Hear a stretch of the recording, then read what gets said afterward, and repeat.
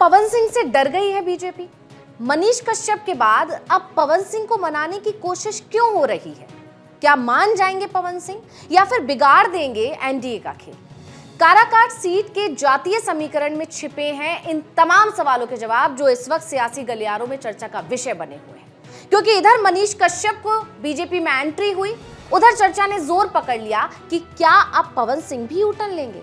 क्या मनीष कश्यप के बाद बीजेपी अब पावर स्टार को मनाने की कोशिश करेगी? हालांकि जैसे ही ये सवाल उठने लगे, पवन सिंह ने साफ मना कर दिया कि ऐसा कुछ नहीं होने वाला है, क्योंकि उनकी मां चाहती हैं कि वो इस सीट से चुनाव लड़े।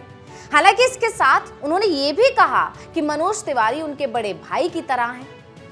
अब जैसे ही पवन सिंह ने अपने बयान में मनोज तिवारी के नाम का जिक्र किया और उनकी तारीफ की, जानकारों के तो कान खड़े हो गए, क्योंकि मनोज तिवारी ही मनीष कश्यप और बीजेपी के बीच की कड़ी बने हैं।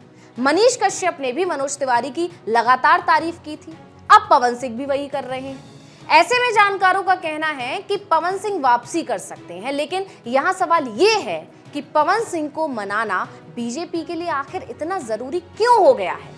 क्यों पवन सिंह एनडीए की टेंशन बढ़ा रहे हैं? इसके लिए हमें इस सीट का सियासी समीकरण समझना होगा।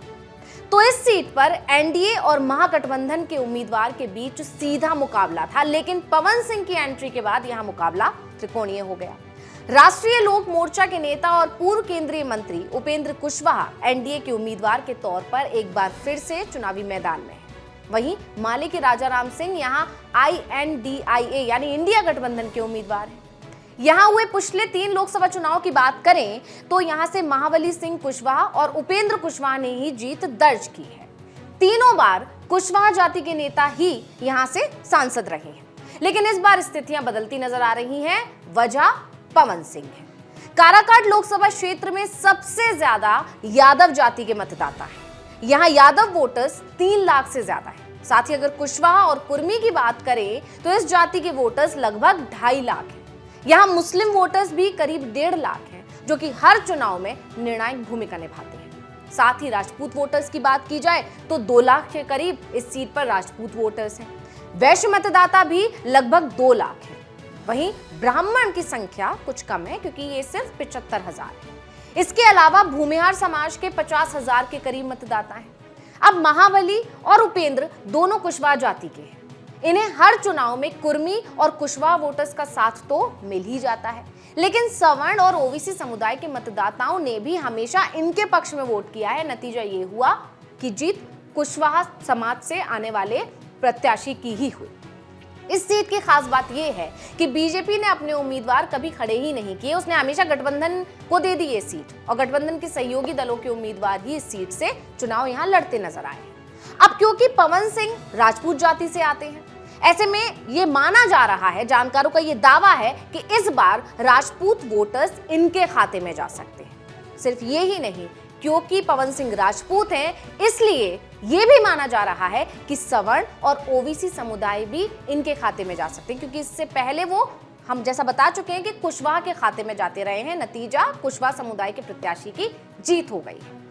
वहीं एक और फैक्टर है, और वो फैक्टर है अभिनेता पवन सिंह को इस इलाके में लोग पावर स्टार के नाम से भी जानते हैं। खासकर भोजपुरी इलाके में युवाओं में उनका जलवा है। वजह क्या है इसकी? क्योंकि वो भोजपुरी सिंगर है, भोजपुरी स्टार है। अब पवन सिंह का भोजपुरी सिंगर होना भी इनके लिए फायदेमंद साबित होता दिखाई दे रहा है। दरअसल अगर इस सीट की बात की जाए तो यहाँ भोजपुरी बहुत बड़ा फैक्टर इसलिए भी बन रहा है क्योंकि इस लोकसभा क्षेत्र के बीचों बीच सोन नदी गुजरती है।